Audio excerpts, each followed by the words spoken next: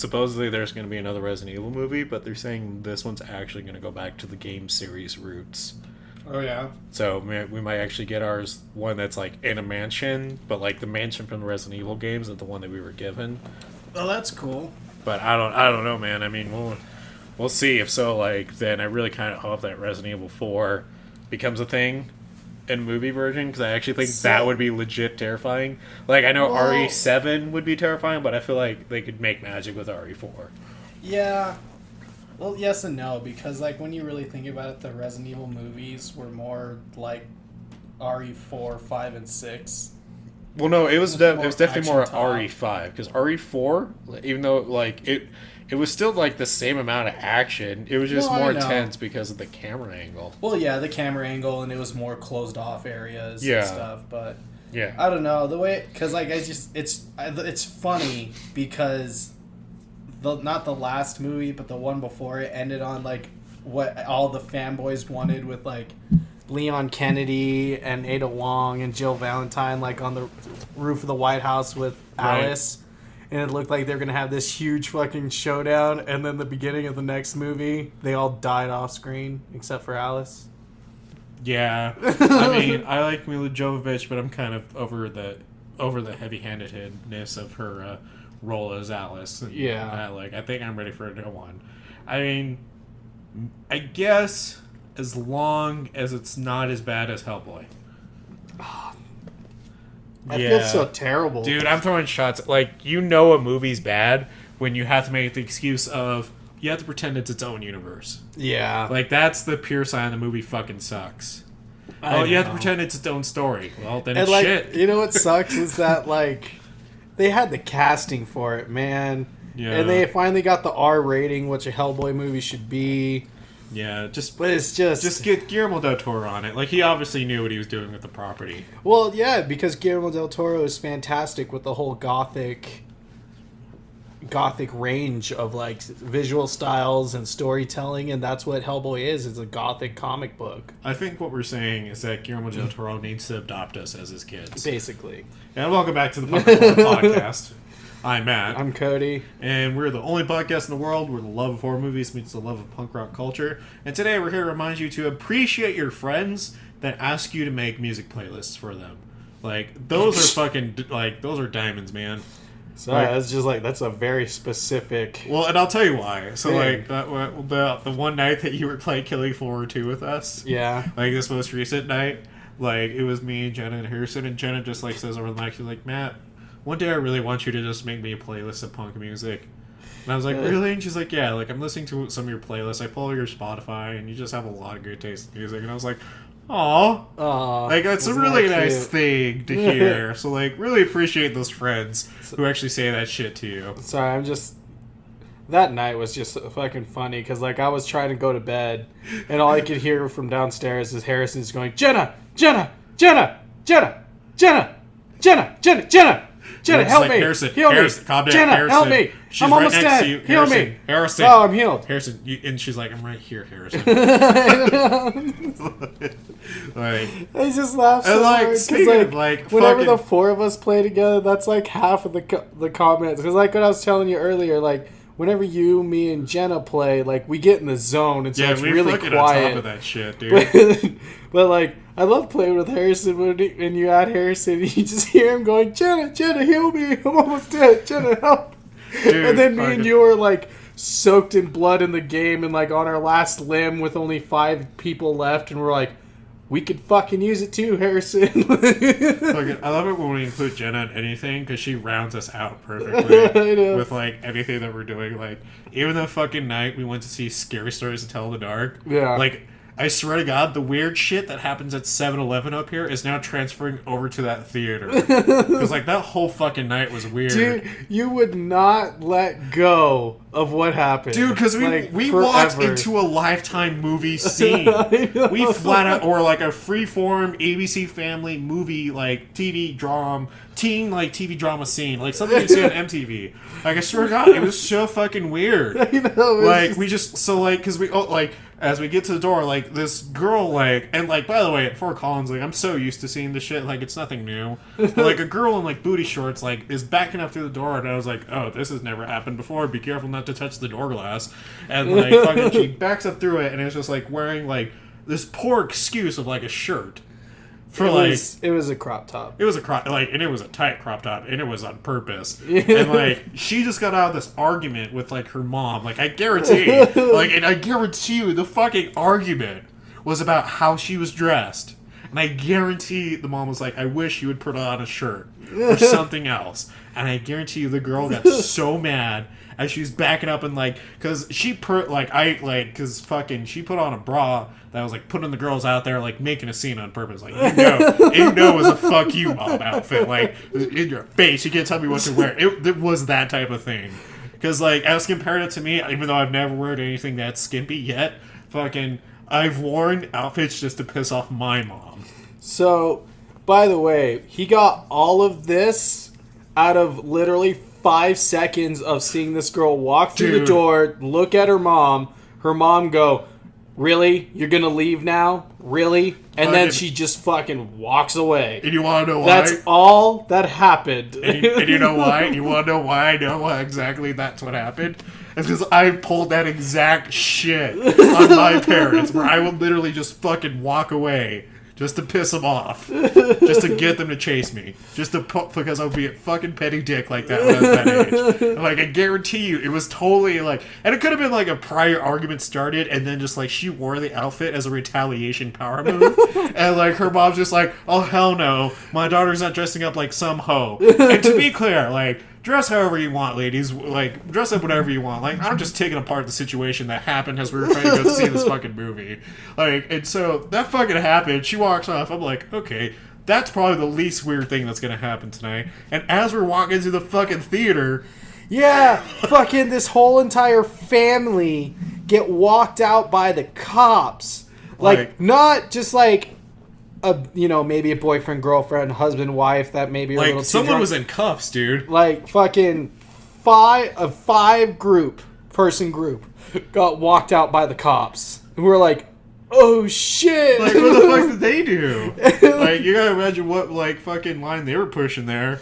I was like, so we have fucking like this daughter who's just like using her boobs like for a fucking weapon against her mom, and now this whole family's arrested. Like, what the fuck is happening? This theater used to be so chill at this time of night. Why is it getting fucking weird all of a sudden? I know, we went to the late night showing to the 10:30 showing, so it was just so fucking weird. Yeah. It was so funny. And the best part of it too is like we were all feeling pretty good. Yeah. And so I think that's what made everything even more intense for us, because we're like, shit, don't look him in the eyes. Yeah, like don't fucking look the girl or the mom in the eyes. They're in like blood like mode. Like they're out for blood right now. Fucking like, dude, and like, what's the weirdest thing for me is Jenna wasn't fazed by any of it. She just kept moving on. Yep, she's like, I'm just like, does no one see this teen drama going down in front of us right now?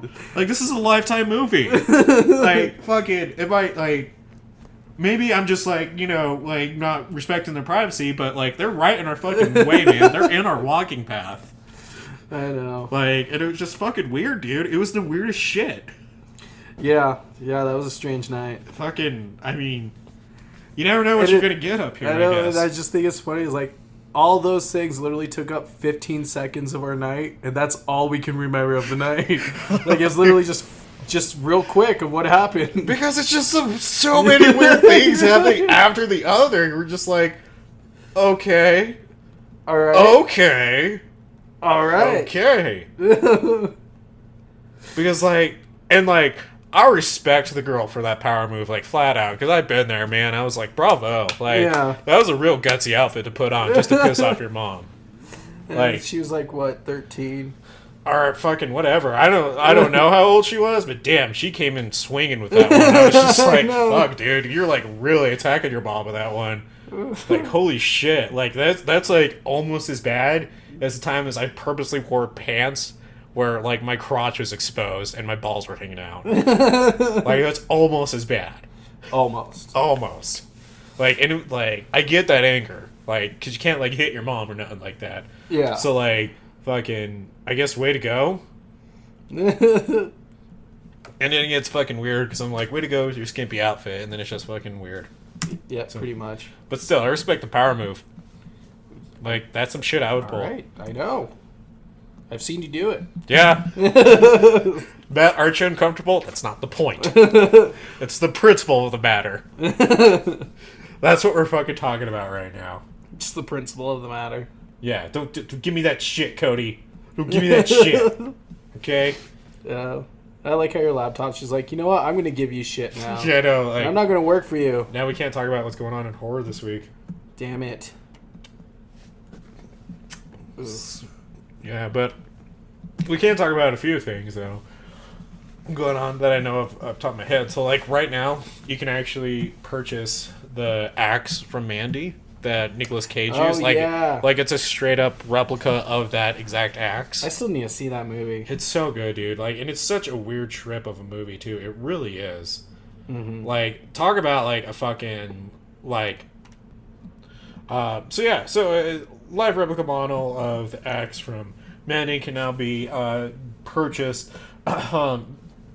It's Pantos Comatose. Mandy has spawned all kinds of fan art and merch since its release last year, including a fan-made 16-bit video game and even Cheddar Goblin Halloween mask. I do remember that one. It's actually, I wanted to get it because it's so ridiculous. But it's called, the mask is called the Beast, and for a limited time you can buy one of your own. Legion M is now selling an officially licensed prop replica of the Beast, now up for pre-order with only 300 units of the signature edition. So without looking at the price, Cody, I want you to guess how much it is. $200. That's really under. Want to know how much it actually is? $1,000. Okay, that's way over. It's $449 just for pre-orders. Damn. So, but then again, it's a replica, so it's going to be the legit thing. So, I guess you're getting your money's worth for it. Mm-hmm. I don't recommend trying to use it on people, though.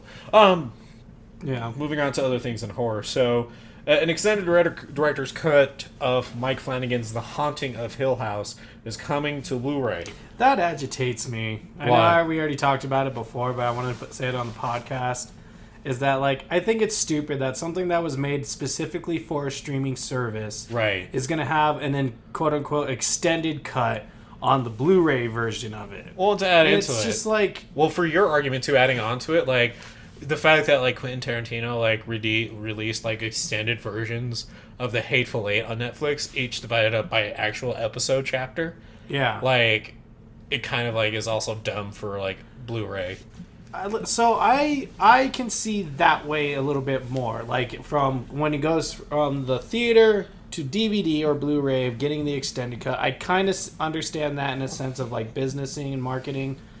Also, mostly because, like, when you're putting it into theaters, you got to understand that most people aren't going to be willing to sit down for that X amount of time of that movie.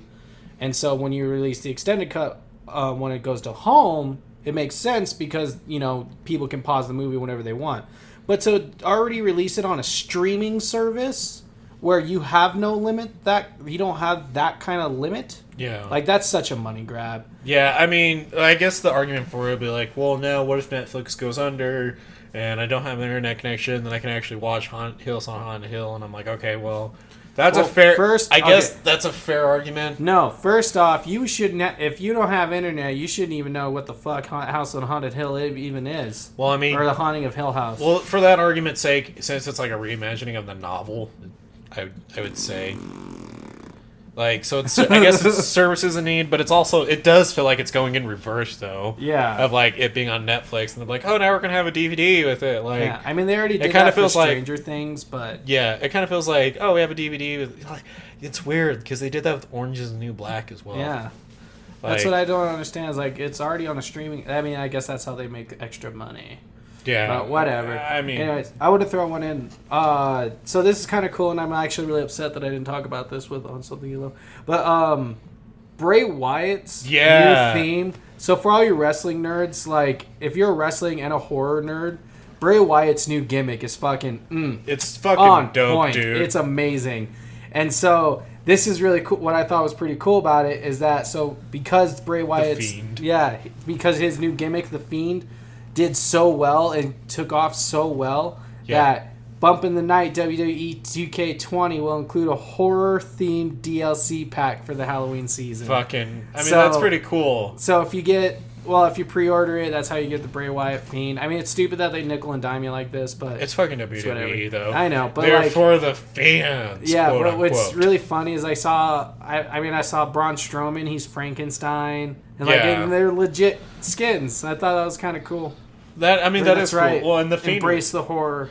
well, and that like reveal in SummerSlam was pretty rad. I'm not gonna lie, and the fact that he worked with Tom Savini on the mask, Yeah. like, dude, it's fucking like Dude. it was dope. So even if you're not huge horror fans, but you want to see something super tongue-in-cheek lead to something really creative Yeah, and I'm creepy, surprised he was able go to get away with YouTube. it. Go YouTube Firefly Funhouse. It's Bray Wyatt's thing on WWE. Even if you're not a wrestling fan, they're fun watches and they're fun. Like, they're quirky, but then like just something a little off happens in each video, and it's so cool. It's so good. Well, last thing I'm going to mention about like his appearance, what I thought was also really cool was his lantern.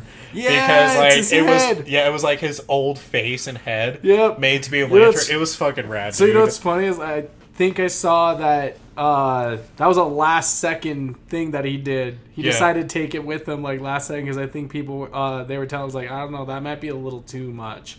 And then he's like, nope, it's my thing. Fucking doing it now. Yeah. he's like- Fucking Vince McMahon, get over himself. So I just thought that was really cool, and I'm fucking loving his new gimmick. Yeah, it's fucking rad, man. So casting choices for the new Mortal Kombat movie has finally found its Melina, Raiden, and Jax. Joining the previously announced And Joe... Liu Kang. And Liu Kang. Joining the previously announced Joe Salem as Sub-Zero and Ludi Lin as Liu Kang. We've also found out that Mikad Brooks from Supergirl and Tadanobu Asano from Ichi the Killer. Oh, that's actually really surprising. And newcomer CC Stringer have also signed on to play iconic fighters from video game franchises for the video game franchise in this upcoming James Wan produced Mortal Kombat film. So I mean, I'm pretty excited for that. Tadanobu Asano, like Ichi the Killer, it makes so much sense. Yeah. Because that movie is like right in line with like the fucked up goriness that Mortal Kombat is famous for. Mm-hmm. So I'm excited for that. And they think this is better than this one. I really want to poke fun at it though. Okay, do you want to do the really cool one, or do you want to do your poke fun one? We can do the poke fun one last, and then we can. Okay. Netflix is The Babysitter gets a sequel. Yay! Yeah! Maybe Netflix isn't gonna shit the bed. I'm excited because that was a good fucking movie. Yeah, it was. Fucking maybe we'll get lucky, man. Yeah. And Mike Flanagan feels that The Haunting of Bly Manor is going to be scarier than Hill House. Yeah, whatever. We'll see. Techland has also bound to reveal gameplay of Dying Light 2 at the end of August. So if you're a fan of the first one and are patiently waiting the second one, you might not have to wait too much longer because you'll actually get a look at some more gameplay for the game. Yay. So, and I suggest going back and taking a shot every time I said game. So, with that being said, a small thing we're going to finish on today that I really want to poke fun at is, to no surprise, really, it shouldn't be surprising, much like Krypton, Sci-Fi has already pulled the plug on their planned Lobo solo series. Announced just 2 months ago, Sci-Fi had been planning a Krypton spin-off series centered entirely on DC comic character Lobo, who had been introduced in the second season of Krypton and played by actor Emma J. Scanlon. Unfortunately, Sci-Fi has pulled the plug not only on Krypton today after just 2 seasons, but also planned a Lobo solo series. And honestly, no fucking shocker. Like, and to any of the Lobo fans out there, like ourselves included, like, this shouldn't be too surprising. Yeah. Because, the problem with Krypton is that only filled a niche for hardcore Superman fans. And I hate to break it to you, but there's as much as hardcore Superman fans there may be in the world, to the mass audience, they're severely outnumbered. Yeah. So Krypton was doomed from the start. And I saw the same thing happening with Lobo, because me and you might appreciate Lobo. We have a few friends that might appreciate Lobo. Yeah. And it kind of ends there with a few other groups of people. Because the fact of the matter is cool of a character Lobo is unless you're hardcore into the Superman DC comics, you don't even know who the fuck that is. So it's like, it's a sad fact. It was doomed to fail. I mean, honestly, Lobo is strongest as a secondary character. Yeah. He has a great origin and lore behind him, but he's shown the most as a secondary character, whether it's teaming up with Superman here and there, or even fighting Superman, or fucking like, it's just no I agree. surprise. I think it's basically everyone wants Lobo to be DC's Deadpool. That's all they're trying to do. It's not gonna fucking happen. Like, that's all people say. Like, I love Lobo. He's like DC's Deadpool because he gets it. And I would actually argue he's not DC's Deadpool. He's not. Just because. So, well, it's just because he's a mercenary and he talks shit. And like he has quick whips. Yeah. And whatnot. Like, if anything, he's DC's Deathstroke, and guess what? There's already one of those. So. Yeah. DC's Deathstroke. Yeah, you see what I'm saying here? They already did it with Deathstroke. Deathstroke's not quippy. I know. That's the whole thing I'm getting at. Is that's the only thing that divides Lobo between him and Deathstroke. Is that he's, sure, an alien, but fucking that kind of goes out the window when there's a million other alien superheroes and villains. But like, his quips are the only thing that really makes him stand out. Like, which I'm also going to say, like, they did a death battle with Ghost Rider and Lobo. I'm happy at how it ended. Man. I would have been far more pissed if it ended with Lobo winning. Yeah, like, it fucking makes sense, because Ghost Rider, like, I'm going to throw in shade at Lobo here, and I love the dude. Ghost Rider's more badass. Yeah, I agree. Flat out. Fucking, he's on a wholly different level. Literally. But levels of hell. And like, he's actually like the embodiment of Zarathos, which is like an actual like angel from heaven, angel of vengeance. And then we're gonna like be going into this whole nerdiness, and like, it's just gonna be like the rest of the episodes Matt talking about Ghost Rider. This one, I thought we were talking about child games and horror movies. Yeah, so about Ghost Rider. So what I love about it in the series, Trail of Tears. No. Oh my god, dude! I the fact that they're talking about trying to get a Ghost Rider series up off the ground, like in the vein of like the Netflix Daredevil shows. Yeah. Oh, that would be so happy if they do it, man. And also, real quick, all credit for all these articles goes to bloodydisgusting.com. Yes. We go to them for all of our sources of news when it comes to horror. They have fantastic websites, so please go check them out. Also, credit goes to John Squires, who does most of the coverage for all of these articles.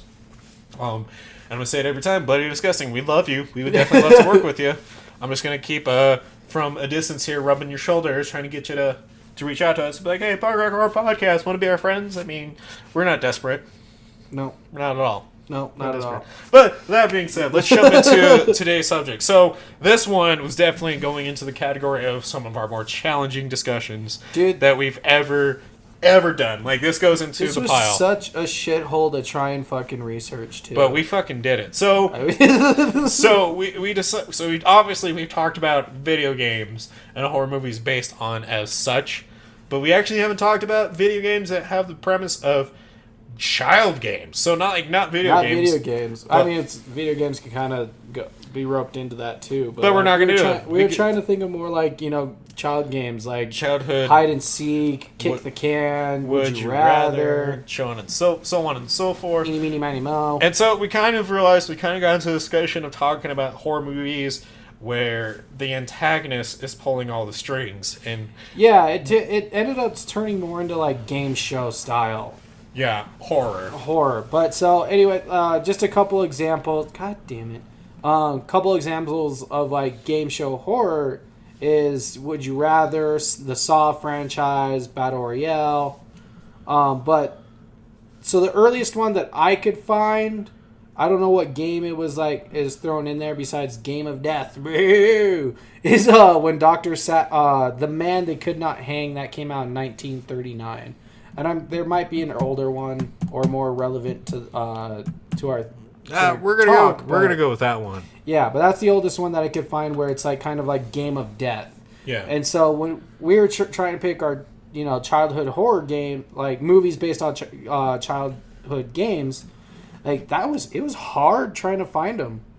It was basically. I mean, it's not like there's a horror movie that's based off Spin the Bottle. No, I mean, I'm sure there is. Kiss this chainsaw. I mean, there's a fucking horror movie based off of Donkey Punching, so I'm sure there's a Kiss the Bottle one. So. Is it really? Yeah, it's called Donkey Punch. Oh. Yeah.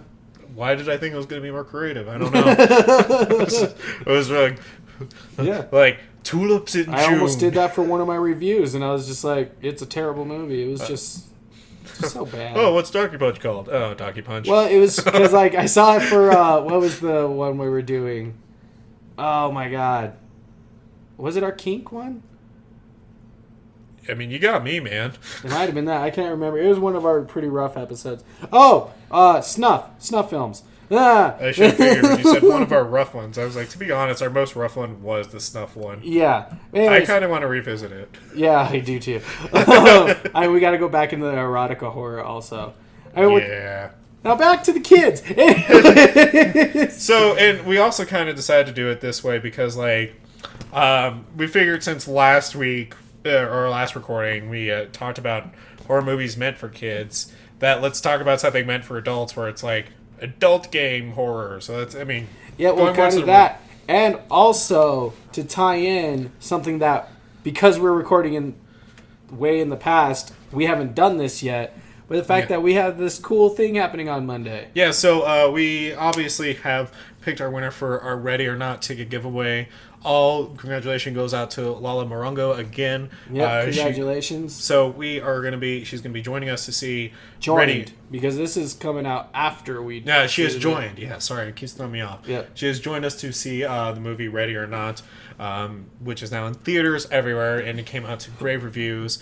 Obviously, at the time of recording this, we haven't seen it yet, but we're going to say it's probably really good. It's probably really great. And because we were doing that, we decided to do childhood games because it's basically hide and seek. Yeah, and honestly, we kind of figured that you girls and gals need a break because we did like kid-centered horror, so we figured what is something twisted that we can dive into to cleanse the palate of all those kid movies for all the adults. Twisted games. Yeah, twisted games. So yeah. When I'm thinking more and more about it, like Saw is like one of the perfect ones because it literally like has Ring Around the Rosie with the merry-go-round. Like that's basically Ring Around the Rosie. Well, and even I agree with you what you're saying. But now that I'm thinking about it too, probably one of the more famous ones that was tamer about it was Clue, starring Tim Curry. Yeah. Like it definitely wasn't a horror movie, but it's. But we could still rope it in because it centered around a murder. Yeah, that's true. Like, we can make the case for thriller, but fuck it, it's our show. We're throwing it in with horror. Yeah. So, fucking, I mean, there's a lot of movies that fit this genre, though, that we didn't really think of. So, like, there's Cube, The Collector, The Collection, Saw, you already mentioned. Yeah. It's not ABC's of Death. What is it? It's not 1997's Funny Games have fit in it too, and there's actually a weird amount of number of these type of games. These type of movies where it centers around of group of individuals and they have to either learn to survive the horrific game they're being put through, or they fucking die trying. Pretty much, and what's crazy is what do you think about too? Is I'll take. Used to play some of these games, quote unquote, on the playground, Battle Royale. Yeah. It's fucking that tag. Yeah. Yeah, I guess that's true. I mean, tag or fucking dodgeball. I would say that's a really reaching comparison, but it definitely works. So I applaud you for it. Tag, you're dead now. But I feel like dodgeball fits a little better because you're knocking about one by one. Yeah. Which, real quick, side note, I heard that, I don't know if this is a legit article, but supposedly I think it's in Idaho, a mom is suing the school because her kid got hurt during dodgeball. Oh my god! And it wouldn't surprise me. I think she won. I could be missing out the article, but I'm just I remember when dodgeball was not a thing that we didn't get pissed about. Yeah, hit the face. You just got pissed off and tried to hit the kid back in the face like throughout the school year. That's what I remember doing. It's like, oh, it encourages violence. Well, fucking these kids. Look, do you want them to do it with their fists on the playground or with a ball to the face? I'm just saying, they need to take their energy out somewhere. and that actually kind of fits in with like the whole game show thing. It's like, would you rather them fight it out or just hit each other in the face once with a ball? Yeah, pretty much. Like fucking. Yeah, anyway, so no, but I mean, I agree with you that like we were definitely grew up on all these games where it's like, never have I ever, would you rather, or tag, hide and seek, stuff like that. Yeah. And it definitely like add its own little fear element into it. And I'm not gonna like try to make this huge case for like why it's terrifying or whatnot. No, but like the adrenaline rushes and stuff like that. And so I think what's funny is when we were trying to research, like there's no actual subgenre for this style of movie. So we're gonna call it because like, it's basically just games of death. It's Yeah. like the subgenre it would technically go under. But it's like, what makes that scary? Like the fact, because like I remember when the movie Hide and Seek came out with Robert De Niro. yeah. I liked that movie. Like, it was a pretty enjoyable watch, and it was just like the fact that it was all centered around hide and seek. I mean, now I don't like it. Like, I remember liking it, but now it didn't age well in my eyes, especially the ending. But anyways, but like I just remember like watching that movie and all the scary, intense things were happening when the girl's hiding, and he's like looking for her and stuff. I remember feeling that same adrenaline rush when I was playing hide and seek, but I didn't have to worry about dying. So, but I just remember like that's what was scary about it, was like you didn't want to be found. You didn't want to be found. And I think that's what's also scary about throwing these kind of games into movies is like you don't want the person to be found because they're dead. Like instead of you just lost the game. Well, and so like I think one game that's like a moniker of this that really pushed that boundary, because like all these games were invented out of boredom. Yeah. And I think one that really kind of like is a good example of like where it became more of a horror story was Russian roulette itself. Yeah. So like the suicidal and like just the history behind this is that the suicidal gun game of Russian roulette originated in Tsarist Russia, but remained nameless until it hit America just before the Second World War. Its gambling moniker was the invention of Georges Arthur Surdes, a Swiss-born and Brooklyn-based writer of pulp fiction stories. So, I mean, it was an actual game, and then it kind of, like, faded away, and he brought it back. And so, like, there's been a lot of actual, like, real things happening of Russian roulette. Yeah. And, I mean, even in a few World War II movies, like, they definitely really showed that. Because I think, or not Yeah. World War II, Vietnam. There's a lot of Vietnam or Sorry. Korean movies. And I mean, it's like one notable incident about it, excuse me, in a 1946 U.S. legal case, Commonwealth versus Malone, Pennsylvania teenager's conviction for murder in the second degree as a result of shooting a friend was upheld by the Pennsylvania Supreme Court. In this case, the teenagers involved played a modified version of Russian roulette called Russian poker, in which they took turns aiming and pulling the trigger at the revolver at each other, rather than at their own heads. The court ruled that when an individual commits an act of gross recklessness without regard to the probability that death to another is a likely result, that individual exhibits the state of a mind required to uphold a conviction of manslaughter, even if the individual did not intend for death to ensue. Fucking good. So, Jesus like, Christ, that's stupid. But like, if we take that to like, Sorry, that was just. no, I agree. But it's like that's what I'm saying, man. Like, because it's like when we talk about these movies, we talk about like these games of death being held. It's usually placed in someone who has some sort of like, some sort of advantage on someone. So like, let's take Saw.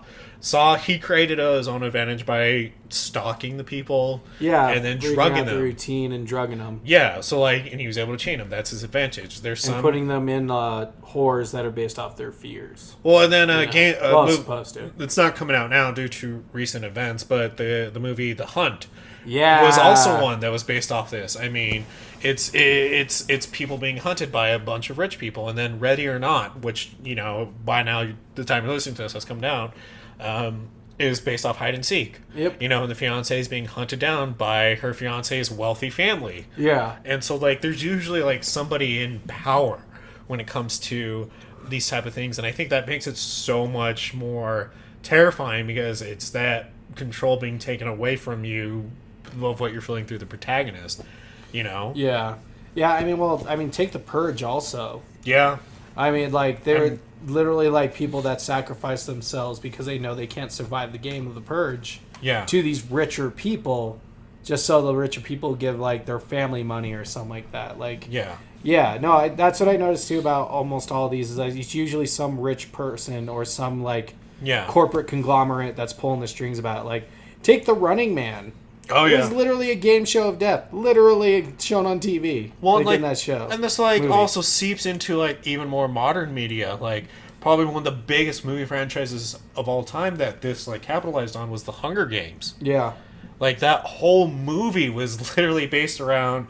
and, I mean, obviously I'm gonna, like, butcher it by taking away a lot of the context from it, but it was basically the poor fighting each other while the wealthy got to watch it for entertainment. Yeah. You know, and I mean, even for, like, human nature's sake, like, to a degree, this has also been what we've always done our entire lives, you know, throughout entire history. Mm-hmm. I mean, Russian roulette aside, we can even talk about gladiator battles. Yeah. Like, those were brutal fucking fights. And yeah. It was done for the aristocrats for back then. Yeah, just for the entertainment. I mean, fucking, like, some of the fights that they got into, whether it was chariot races and people running over each other, or just brutal fist fights, or, you know, even fights with weapons, like, it went over the top because there was blood, there was guts, and it was literal human lives being wasted away. And then putting that in a more fantastical setting of a horror movie, I think horror really capitalized it by going into twisted, like, themes. Yeah. No, yeah, I totally agree with that. Like, I mean, we love violence. Yeah. It's like basically what it comes down to, and especially like seeing it and then seeing the violence in like these more over the top ways, especially like I think especially what scares us with like the Saw movies or all these like games of death movies is that like it's taking something as simple as hide and seek, which we love, and then taking violence, which we love, and then mishing them together, and it's just this weird like tainting. Yeah. Because, you know, it's like it makes you think like, what would you do if you're in this scenario? You know, would you be one of the people on the front lines like playing the game, or would you be someone like trying to, you know, figure out a way out? Well, I think what's terrifying about it is that because it is usually putting somebody who's in a worse off situation, like, you know, whether it's financially or they're sick or just something going on. Yeah. Like, that hits a much wider range of audience because of the economical downturn in our society, because we, you know, majority of us aren't that well off, and that's just true. Mm-hmm. So it's like, would you be willing to? Yeah, like, are you generally asking me? Or? So like, yeah, actually, out of curiosity, is someone like say something like 13 Sins? Like you started getting messages from like this corporation, and like, you know, it started off small like it did in the movie. Yeah, but it kept like going. Would you be willing to? I mean, if it is it like exactly like how 13 Sins? Well, I don't know. I mean, happened? It'd be adapted to your lifestyle. Ah, shit, man. I mean, like, obviously the good person in you wants to say no. Yeah. Like, that's the whole point of these movies is you want to say no. Like, you want to say you'd be a good person, but it's like, I guess the situation is like if Erin needed some sort of operation that was vital to her survival, then it's like, I mean, I would have to say yes, right? Like, because it would be survival at that point, because I wouldn't be doing it for me. I'd be doing it for her. Yeah. I think if it was just purely just for me, I would like to think that I wouldn't, you know, do anything terrible. I think I would like to know, like, if they gave me an option of when I could walk away. Yeah. Like, and, like, I could walk away with somebody in my hand, then I feel like I would take that option, walk away in time, before it gets really bad. Yeah. Because, like, I know jokingly I'd be like, oh yeah, I would totally off that dude. Like, I'm not even doing it. It's just a contraption set up to kill them. I'm just pulling the switch. Like, I feel like I would say yes in that situation jokingly, but, like, in reality, if I was in that situation, I'm pretty positive I would hesitate. Like, I'm pretty positive I would say, yeah, I'm totally going to do it, and then I would purposely hesitate. Yeah. Just to fuck up, so they wouldn't die. Huh. Like, I feel like that's what I would do, man. I don't know, but I think that's what's so terrifying about those movies is that it makes you, like, everything that the protagonist is going through, you're just like, well, what would I do different in this situation? Mm-hmm. And you, like, really don't know. But I don't know, same question to you. What would you do? I'd probably fucking do it, not gonna lie. Really? I don't know, like... Well, because you gotta think about it, man, because, like, these movies usually go on the route of the twist is always going to be something where something personal to you is something involved in a fucked up way. Whether so I try to think about that too. Like, more than likely, I'm not going to get exactly what I'm signing up for. Yeah. More than likely, I mean, not just the mental trauma of therapy that I'm going to need for years if I get out of it alive. I mean, you'll have money for it. But it's like, I don't know, because I'm also thinking about, like, when I play video games like Grand Theft Auto, I'm one of those weird people that actually tries not to hit the other cars when I'm driving, like, to and from. Right. Like, I mean, it's mostly out of the frustration of being chased by the cops trying to do the missions, and I'm just like, oh my god, just fucking stop. But at the same time, I'm kind of like, when you get those choices in video games, I'm always, like, there's this small part of me. It was a meme that I saw where it's like you have all this unrenounced power in these games, and yet you still try and do the best options. Because, like, for instance, when I was trying to play the Mass Effect trilogy, I was doing the Paragon route, so it was just like all true holy Captain America type thing. Yeah. So I like try to think about myself in reality, where if I was in those situations, I'm like, could I be the asshole? Could I do it? Could I really? Like, if it definitely got to a point where it's like, can you kill this person? I don't know if I could. Yeah. Like, actually, I really don't know. But, like, I don't know. It is hard to think about, because I'm thinking about the ending of one of these movies where it's like either both of you leave and you leave with your lives, but nothing else in your life changes. Right. Or one of you gets offed and the other walks away with everything. Well, because it begs the question of, like, human compassion versus human survival. Yeah. Like, because, like, I guess, like, in the wild, you know, when it comes to, like, a lion going for its kill or some sort of predator or whatever, there's not always compassion. Like, if it's going for a kill, it's going for a kill to survive. Yeah. Like, so, like, good and bad are totally not in the equation. It's just about surviving. Yeah. Like, and so, like, I think when it comes to human nature, because our emotions are far more complex, it is such a harder situation to be in. Because, like, a lion's going to eat if it needs to eat. Pure and simple. Oh, yeah. But, like, us, like, if it's just like, hey, you can leave with the money in hand, but you have to shoot the person in front of you. Yeah. Right? Like, or they have to shoot you. Mm-hmm. Like, and they give you the gun first. Like, how do you, like, that's what's so I think that's what Games of Death type of movies really hit on. I think that's the terrifying thing, is the deep root of human survival of, like, black and white, man. Yeah. Like, they cut out all gray area. Especially when you think about, like, the Saw movies. Yeah. Like, could you actually put yourself through that much pain to survive? I don't know, man. Like, there's one that gets me every time, and I don't know if it really makes me think. I don't know if I could. It's the one with... Tell me the movie, and I'll see if I can figure it out. Which one? Well, it's in Saw. No, I know. The first one? Or? No, it's 4. Okay. With the black chick and the fat guy. Oh, is it... They have to cut off parts of their bodies, and they have to get to a certain... They have to cut off a certain weight amount. Yeah. I was thinking to myself, I was like, fuck, man, I don't think I could do that. Dude, that's like torture porn to the extreme. Yeah, and I'm just saying, like, I don't know if I could actually... Fuck, seeing that one, I'm like, I don't know. Yeah, I don't know if I could go that far. Like, even just the first one of cutting off your own foot. Yeah. Like, you're going through tendon... Bone, muscle. It's not just you're lucky if you don't pass out from blood loss and shock.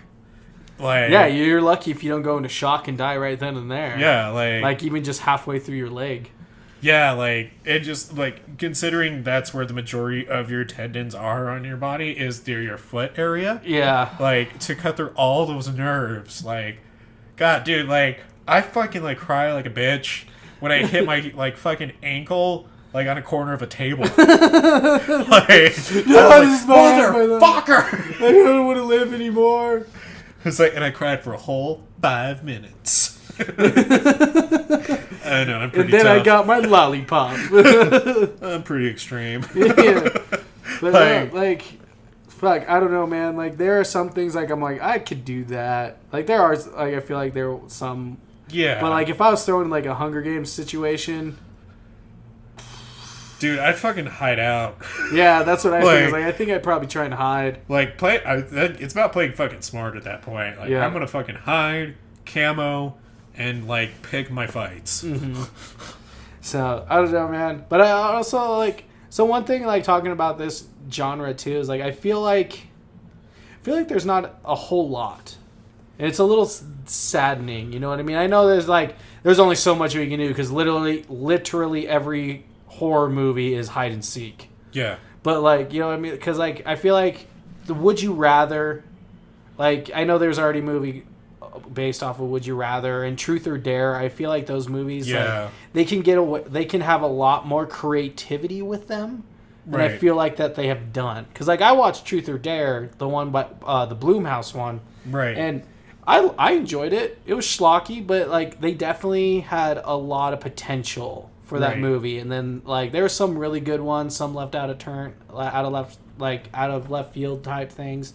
But for the most part, I feel like with this subgenre, it's always like Game of Death instead of, like, I don't know, kind of like 13 Sins in a sense, where it's like Yeah. you're doing things that's literally gonna ruin the life you have now. Yeah. But if you can get through it, you'll have a better life afterwards. Yeah, like, it's... Well, and I mean, it's like... these movies, like what you're talking about, what kind of sucks about it is that a lot of them follow the same premise. Yep. Where, you know... Oh, you're gonna have to do this or you die. Yeah, and it's if you try to escape, this happens. Like, and I mean, I guess there's no real way of, like, writing to that, because, like, it wouldn't be threatening if, like, if you walk away, then, well, good day, I'll had fun playing, you know, like, that's not terrifying. Like, somebody's like, oh, well, thanks for participating. Yeah. You know, like they have to include the discipline of, like, getting killed if you try to leave the game, like the penalty of that. You know. Well, so there's one movie that does it pretty well, but I remember I hated it so much. But Cry Wolf. Cry Wolf. So it's basically I'm gonna look it up. So it's basically a slasher film in the vein of I know what you're talking about. I know what you're talking about. In the Cry vein Wolf. of Werewolf, like the game Werewolf. So, like, there's this killer, and then you have to try and figure out who's the killer in the group type thing. Remember this. And then he one. actually starts killing off everybody. Yeah. Like, I thought that was kind of cool, like, to an extent. Like, the ending is what ruined it for me, but also, like, as I'm older, I actually really like the ending. I'm going to spoil it for everybody because I don't think we're ever going to review it. Well, I know I'm not going to review it. You want to know why? Why? Because there's a reason why I forgot about this movie. Why? This harkens back to, like, episode 2 of this podcast. What? Bon Jovi's in it. Oh, okay. Fucking John Bon Jovi's in this fucking movie, and I'm like, no, fuck you. You're not tainting this genre for me. So, spoiler, it's all work. And so, like, all the friends are in on, like, just scaring this one certain friend in their group where they fake all their own deaths and that she thinks that there's actually a slasher coming after her, but they're all dressing up as the killer. Yeah. But then, like, the extra twist is that one of them, like, they actually kill one of the teachers because the teacher was banging one of the girls and broke their heart or some shit. I can't remember exactly that. But I was, like, thinking about it now, like, that's kind of a cool twist, and there's nothing like that anymore. Right. Like, they took an actual kids game, Werewolf, and they turned it into a slasher flick, but psych, not really. Like, it had a good twist, and then the biggest outcome for it is, like, the mental fortitude of the person. Right. And so, like, I think there's, like, those kind of movies where, like, I feel like that'd be a good twist ending. I know there's going to be it's a huge uphill battle to get, but in the end, where, like, no one's actually dead, but it's just the mental scarring of, like, one person. Like, they all did it on purpose to fuck with this person so bad. Yeah. You know, stuff like that, where it's, like, there's more legit real-world consequences, you know what I mean, to the game. No, I feel you, man. I mean, it's like... it's just, like... I think what frustrates me about this genre, in particular, is that, like, it's such, like, a, like... good ground for, like, something creative in horror. Yeah. But, like, it always follows like the same premise. Rich people exploiting poor people. The main character always has a twist ending. Like Saw, like kind of actually did kind of change the mold with it, with who the antagonist was. Yeah. I mean, they did because you didn't expect it to be somebody who was on their deathbed. Yeah, and he wasn't rich either. No, he wasn't. I mean, he for all we know, he probably had some like savings and left up or whatever. But it didn't focus on that. It was a man's dying wish is in his own twisted version to make the world a better place. Yeah, by making people appreciate their lives in the most twisted way possible. Which, going back to your example of cutting off pieces of your body, gonna be kind of hard to appreciate your life after that. But it's just like, and then that. I think pro versus con on this one, you can debate this, is that I think what Saw did different is that they knew that there was one way to write these movies, and they were catching on to it early on, where it was following the same storyline, where it's like, well, we have to keep like throwing twists at people and jumping the writing and trying to make this like story as crazy as possible. And I think that's what fucked them over. Yeah, is by trying to make it so crazy over and over that it. Yeah, they had always felt like they had to upscale the shock factor. Yeah, and that's funny enough. That's actually one of the arguments about what's wrong with the Joker right now. Yeah. Like in comics is that they always had to up the shock factor. Yeah. And so like that's how I felt like with Saw also. They had to up the shock factor and they had to make it more of a like the twist ending always had to be huge. Well, dude, and it always just ended up kind of ruining after like 2 and 3. Well, dude, it starts like treading the line of almost just being like TV drama. Where it's just like it was Antonio who stole the money. Dun, dun, dun. But wait. It wasn't Antonio, it was his kid brother, who we thought was long dead way long time ago, but in reality, he was raised by chupacabras. Dun, dun, dun, dun. But wait, it wasn't actually his long-lost brother who we thought was dead a long time ago, but was actually raised by chupacabras. It was actually his long-lost brother who was dead and raised by chupacabras' evil twin. Dun, dun, dun. Like, that's how Saul was kind of becoming at some point. It's just like... Okay. All right, we get it. Everyone's out to backstab each other, and they took John's view of wanting a better world into I'm just going to cover up all my police corruption. Yeah. like, and it's just like, and I think that's because I like Saw. I do like Saw. Like, I know it gets so much shit, and like, I totally get it. But like, I do enjoy Saw because it was definitely a fresh breath air into the horror genre for when it came out, especially for games of death. Like, it really like brought something new to the table, especially when it came out. It was, and we said it before, but it came out on an indie level. Yeah. Yep, indie budget. I only had like $5 million or something like that, and they filmed it in 5 days. After we did our interview with fucking Jason Kinks from Straight Edge Kegger, talking about his budget, it was like, Saw only had like $5 million. I know. We love you, Jason. Yeah. We love you. You're such a trooper. You're a badass. Yeah, he is. Make sure you check out the interview. It's going to be coming out here in September. Yeah, dude, it was a good interview. That was a really solid interview. I like talking to that dude. Yeah, he was great. But yeah, I mean, games of death, man. I mean, it's been a part of human society for a long time. I mean, we've had things like Russian roulette, which is Fight Club. Yeah, Fight Club, Russian, and I just keep going back to Russian roulette because that's probably the most popular like real life one. Game of death.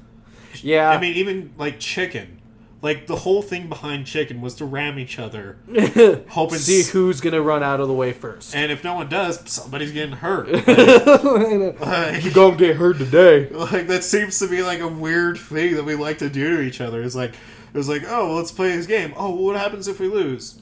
One of us dies. Someone gets hurt. One of us gets bodily injured. Seriously so.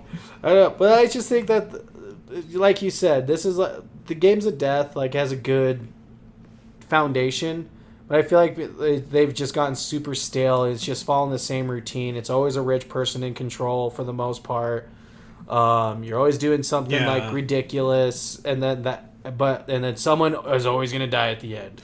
Well, let's hope like Chris Rock's like reinvention to the genre, and even I know that's like maybe not his focus, but it's more so just bringing Saw back. Yeah, bring some new life into it because I mean it's kind of like zombies. Like sorry, go ahead. I would say it's kind of like zombies in the fact that it's just it's always the same thing. A group of poor people have to fight to the death for the rich person's amusement, while in zombies, like, oh, the dead are coming back to life. Yay. Yeah. Well, and I would also say the downside of it is that it's kind of falling into this realm of like what happened to the slasher genre in the 90s, where it became very predictable. Yeah. You figured out who the killer was early on, and so they had to come out with movies like I Know What You Did Last Summer to like really kind of like turn it on its head so you wouldn't know. Or Scream.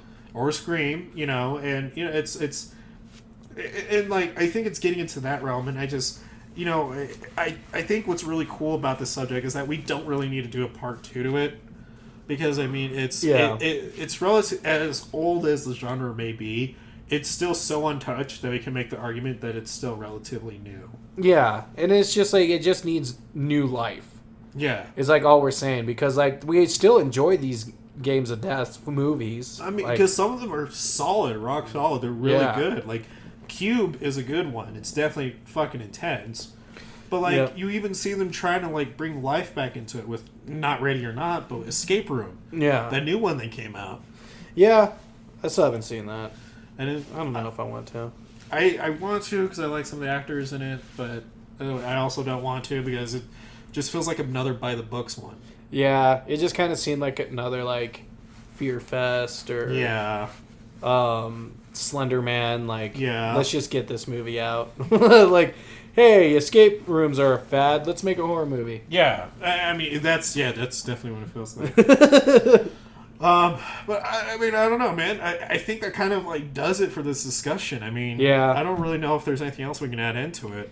Not really. Not right now. Well, so a few things to talk about. So one, we have a big show coming up here October 5th in Fort Collins, Colorado at Gorehound's Playground. We are going to be recording the podcast live, doing 2 hours with an intermission in between recording the podcast.